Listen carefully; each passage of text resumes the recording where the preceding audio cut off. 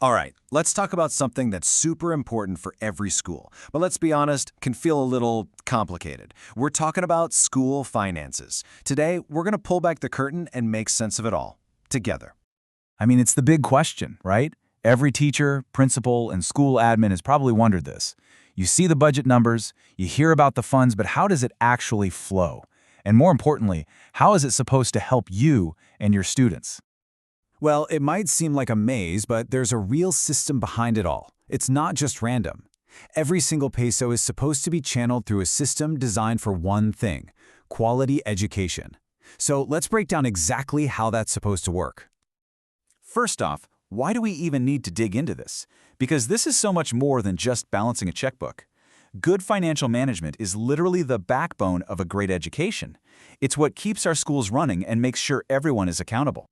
When you boil it all down, the entire system is aiming for these four things.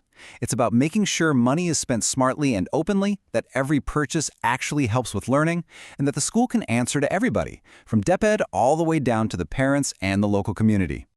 So with all these rules, how does the school even begin to navigate it all? Well, the good news is, they're not just winging it. There's an official playbook, a rule book that dictates every single financial move. And thinking of it as a playbook is the perfect analogy. It lays out all the plays, the rules, and the procedures so that everyone, no matter what school they're in, is on the same page when it comes to handling money. And this guide has a name: the FMOM. The FMOM, that's the Financial Management Operations Manual, is the Bible for school finances. Its whole purpose is to make sure everything is standardized. So whether your school is in the city or in a remote province, the way you handle money is consistent, transparent, and totally compliant with government rules. You can really break this giant manual down into a simple four-step process. First, it says who does what. Then, it lays out the rules for planning the budget. After that, it guides the actual spending. And finally, it closes the loop with reporting and auditing. It's a full circle of accountability. Okay, now let's get to the part that really affects day-to-day life at school. We're talking about the money that keeps the lights on and the classrooms running. We're talking about the MOO. MOO. It stands for Maintenance and Other Operating Expenses. This is the budget that the government gives to each school specifically for its daily operational costs. You know, things like paying the water bill, buying chalk, and keeping the school clean and safe. Now, this is absolutely crucial to understand. The MOE has very clear boundaries. It's for the daily grind, paying for electricity, internet, office supplies, even minor repairs, and sending teachers to training. But the rules are just as strict about what it's not for. Things like teacher salaries, building a new wing, or buying textbooks, those are all funded separately.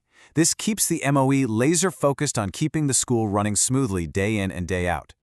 And managing this MOE isn't just a one-time thing. It's a cycle that repeats every year.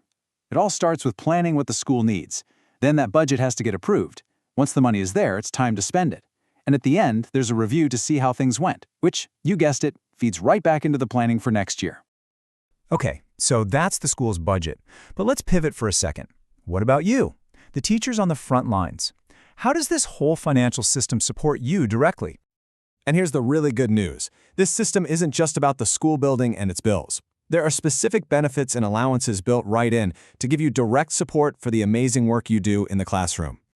And one of the most important pieces of that support comes down to this number: 5,000 pesos.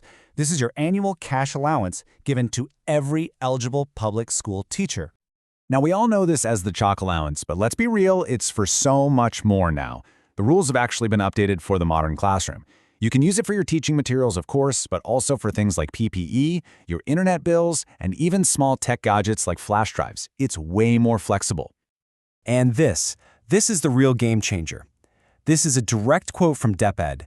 You are not required to submit liquidation reports for this cash allowance. That means less paperwork, less stress, and more of your valuable time focused on what you do best: teaching.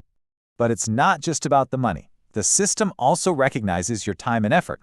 That's where vacation service credits come in.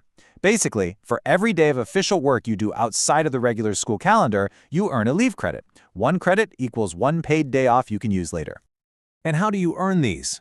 Well, you can get up to 15 credits a year for doing things that many of you are already doing anyway: pitching in for Brigada Escuela, attending trainings during the summer break, or serving during elections. It's DepEd's way of saying thank you for that extra mile.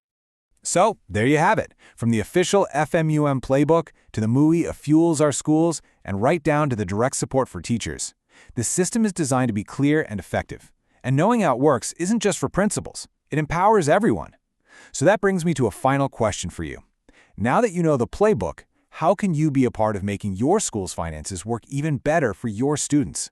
Thanks for joining me today.